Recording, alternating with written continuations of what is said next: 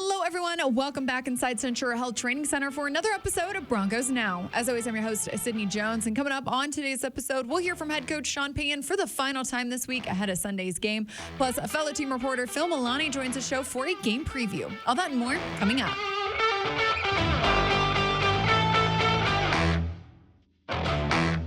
Head coach Sean Payton addressed the media for the final time this week ahead of Sunday's matchup, and he was asked if the 16-game losing streak versus the Chiefs came up in conversation at all this week. No, it hasn't. It's really been the focus on this game, the preparation. Sometimes subjects come up like rivalries, right? And I think probably if I was coaching at a major college, I probably would have brought it up, but these guys each week, are competing to win.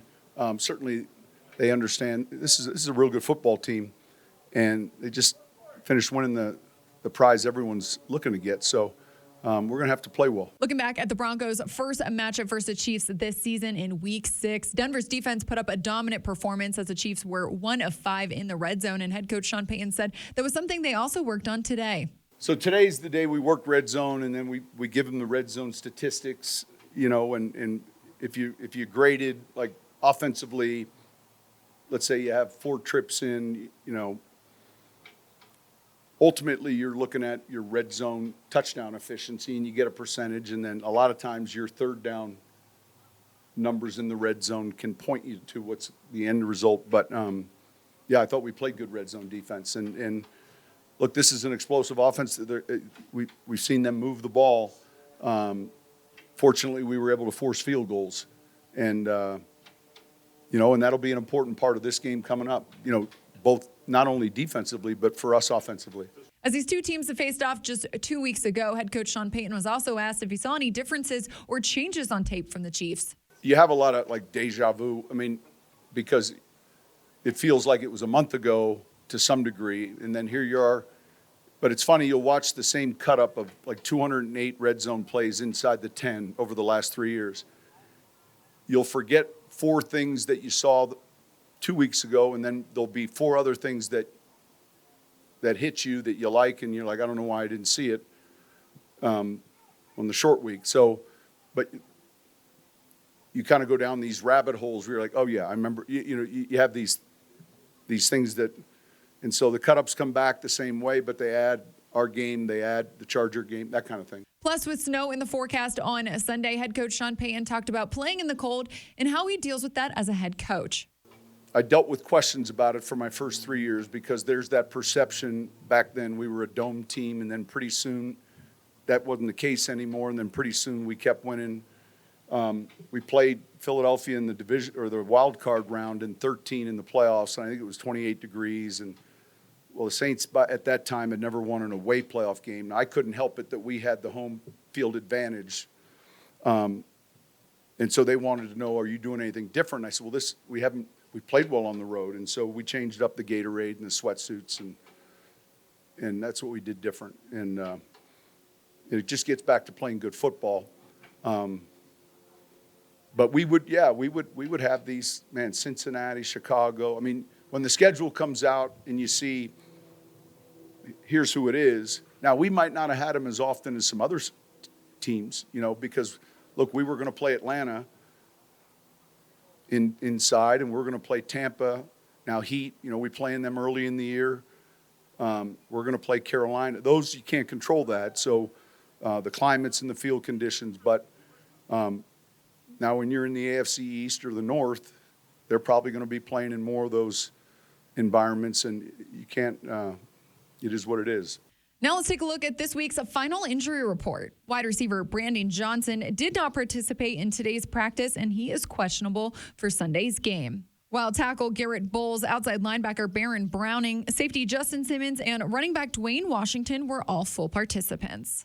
Now joining me here in the Broncos podcast studio for a game preview is fellow team reporter Phil Milani. Phil, thanks for joining the show today. Thank you. Not our typical typical it up this week. I know, not the typical day, but happy to have you on the show regardless. Thank you very much. I'm excited to be here. Yeah, Excited to have you. Excited for the game this weekend, although it's Yeah. going to be freezing. It looks like I'm you're ready. to go. I'm already ready, Yeah, Phil. exactly. I don't like the cold. But it seems like every other year or something, there's a cold game against the Chiefs. Of course, true. a few years ago in Kansas City, it was like blizzard conditions. Yeah, in So 2019, right? yeah, so hopefully it's not quite that bad. But you got to be ready for the elements.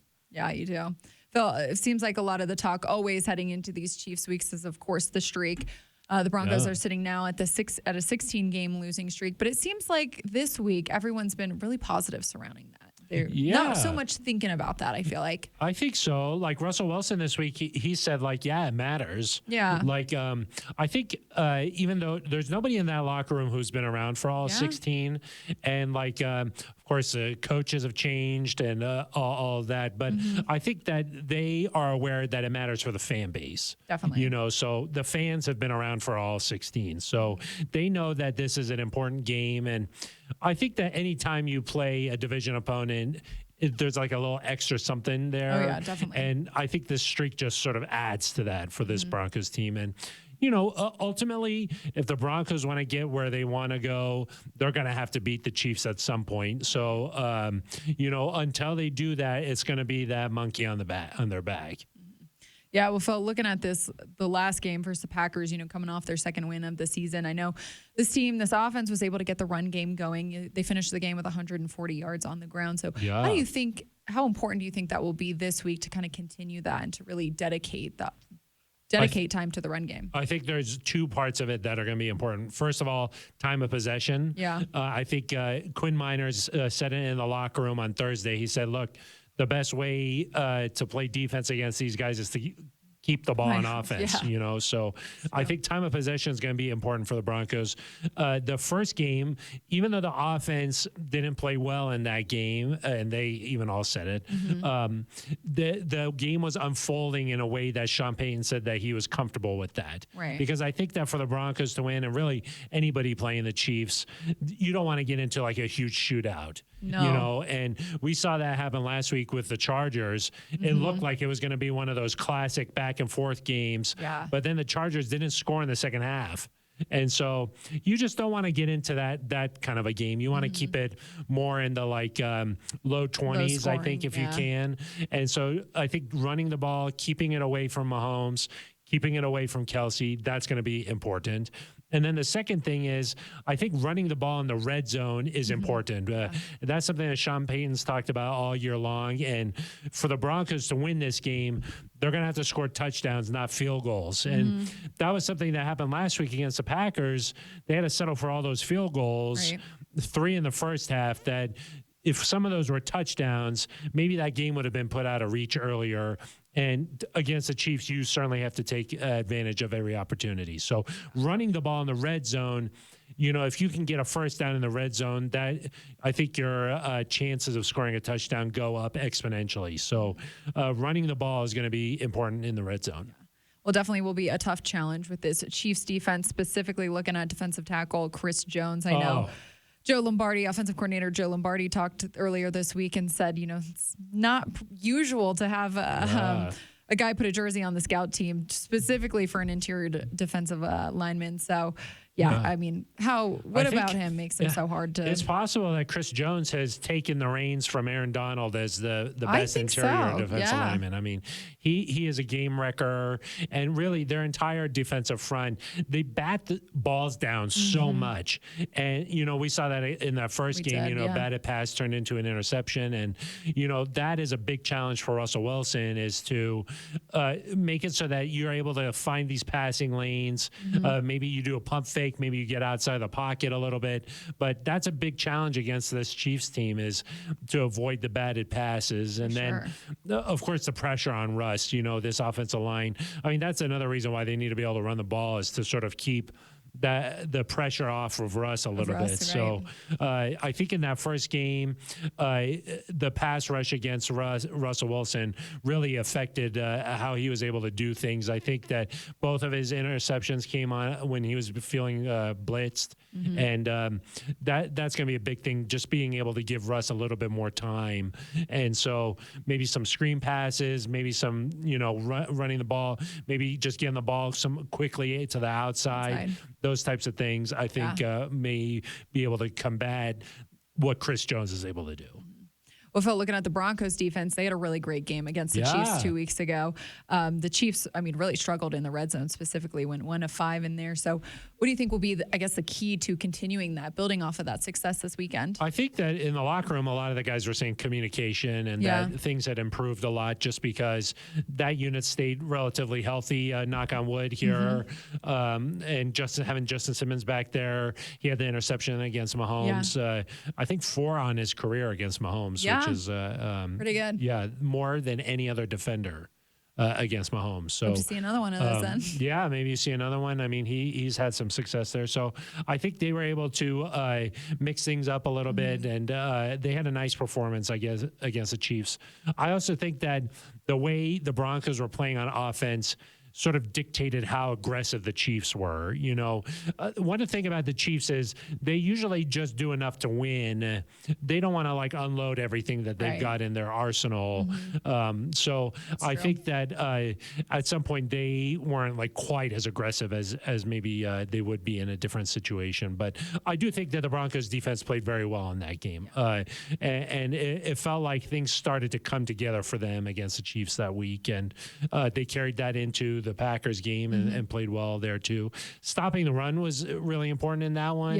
They didn't let Isaiah Pacheco really do much against them. So the Chiefs had just so many weapons that you got to decide, okay, how do we want to do this?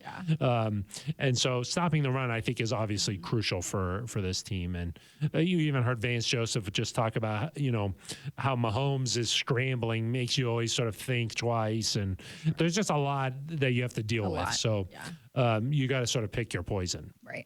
Not to mention that Patrick Mahomes and Travis Kelce are coming off a dominant performance versus the Chargers. I think Patrick Mahomes threw for over 400 yards, 4 touchdowns. Travis Kelce had, I think, 170 or 180 yard game last week. So really tough duo heading out of a game like that. I saw that over the last 3 games, Mahomes, when targeting Travis Kelce, is 31 of 33.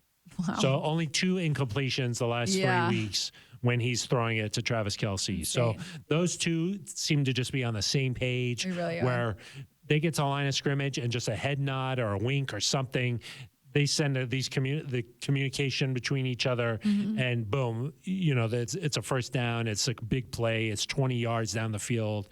I think that you got to be physical with Travis Kelce. I think you got to kind of get him rerouted off the line of scrimmage by jamming him a little bit. Right. Maybe you have 2 guys on him.